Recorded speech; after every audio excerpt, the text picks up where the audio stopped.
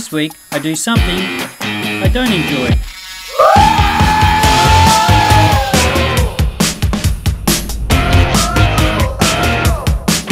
G'day and welcome to Black Opal Direct. My name's Justin. Well, today we're doing something that I'm not the greatest at, and that is carving some opal with a Dremel.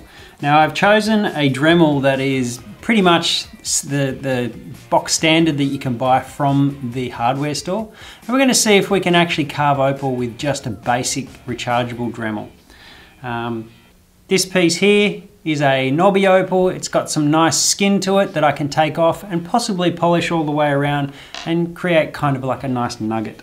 I'm also trialing these Dremel bits. I've been told that they are packed full of diamonds, more than any other tips on the market. So we'll see how long they last and how well they go. So this is a good test as well.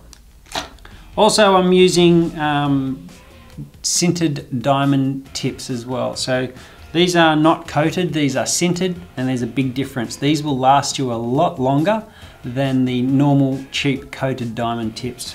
The coated diamond tips, usually once you push a little bit hard, the diamonds rip out of the metal and you're just pretty much grinding opal with bare metal, and it's not good for the opal, and it actually doesn't grind much away. While these tips have diamond right into the center of the piece where the shaft hits, so they will last you a lot longer. So let's get into it, see if we can get some carving going. Right. So I've got a little water supply of water dripping out so that I can keep this stone wet as I work. And I'll give you a good close look at this piece. So you can see it's quite a nice knobby. It's got a lot of color to it and a lot of skin with sand spots and stuff. So I'm going to work on trying to get that stone nice and clean of all the sand spots. And yeah, I'll just turn the Dremel right down to lowest settings. Just then, as I said that, the lowest setting was too low and it cut out, so I had to turn it up a little bit.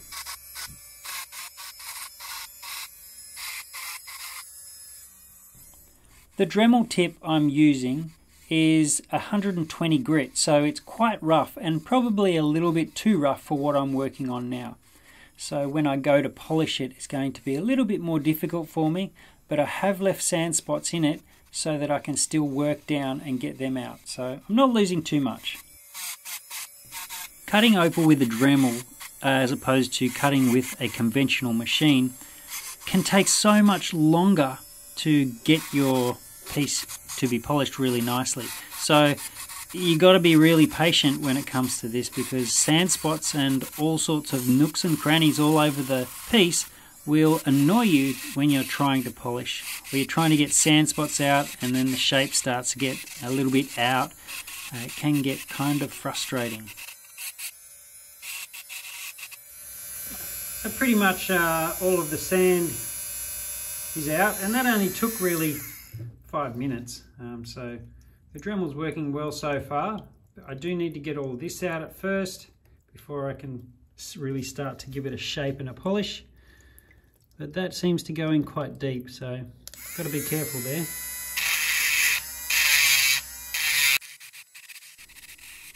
When I talk about a shape and a polish, I don't mean an actual conventional shape.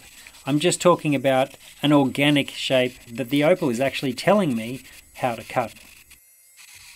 So you can see here that most of the sand spots are now out of the stone, and I can start to now work on smoothing those edges or those surfaces and getting it to a fine polish. So probably will take a little while, but that colour's beautiful. What gorgeous colour. I really am happy with that. Beautiful colour.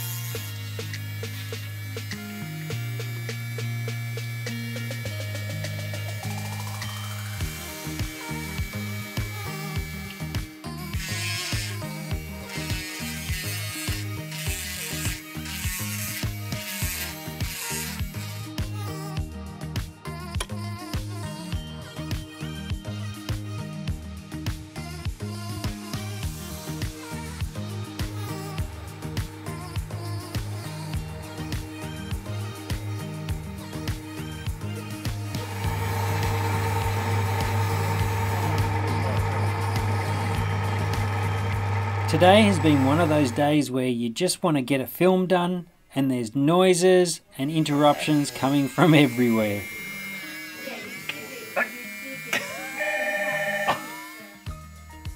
Well, it just goes to show that carving is just not one of my strong points. When it comes to opal cutting, give me a lapidary wheel any day. You know, I did have to go back many times to get scratches out that I thought I had already got out. And while the work done on it is okay, it's not perfect by any means. And you know, if I had cut a nice oval out of it, I would have created quite a beautiful saleable gem, around about the 4 carats. But instead, I cut this 8.75 carat carving, which will still take longer to sell and is not as desirable as an oval. It took me 10 times longer to cut, so I think I'll stick to my conventional way of opal cutting and polishing. Thanks for watching.